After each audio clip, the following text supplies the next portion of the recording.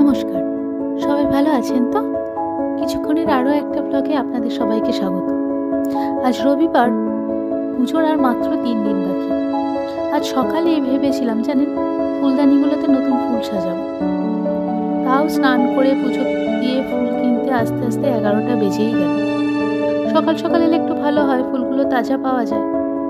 কিন্তু আজকের ফুলগুলো দেখছি বেশ সুন্দর তাজা রয়েছে, কি ফ্রেশ দেখুন, একদম চকচক করছে। চলুন, চলে এসেছি বাড়িতে, এবার ফুলগুলো সাজিয়ে ফেলি।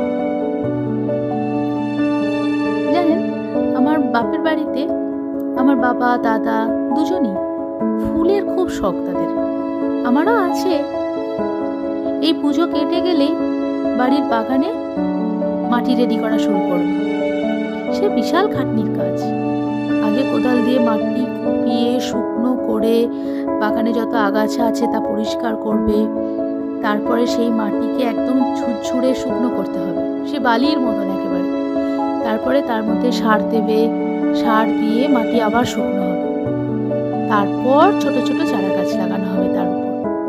সেই চারা গাছ একটু করে বড় হলে শীতের শুরুর দিকে ফুল ধরতে শুরু করবে।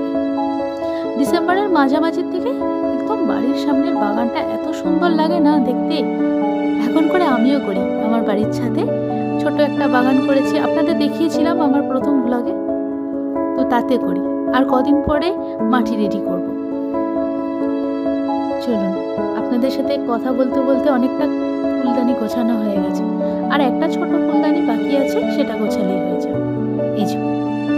এই ফুলদানিটা দেখতে খুব সুন্দর, এতে খুব অল্প ফুল দিয়ে সাজাতে হয়, কিন্তু এটাকে যখন সেন্টার টেবিলের উপরে রাখা হয় না, খুব সুন্দর লাগে।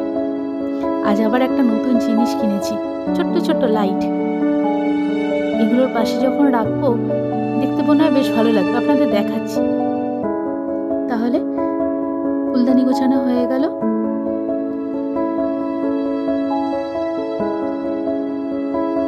এবার ফাইনালি সবকটাকে রেখে দিলেই হবে। এই দেখুন, ফুলদানির নিচে একটা ছোট্ট ছোট্ট দুটো লাইট।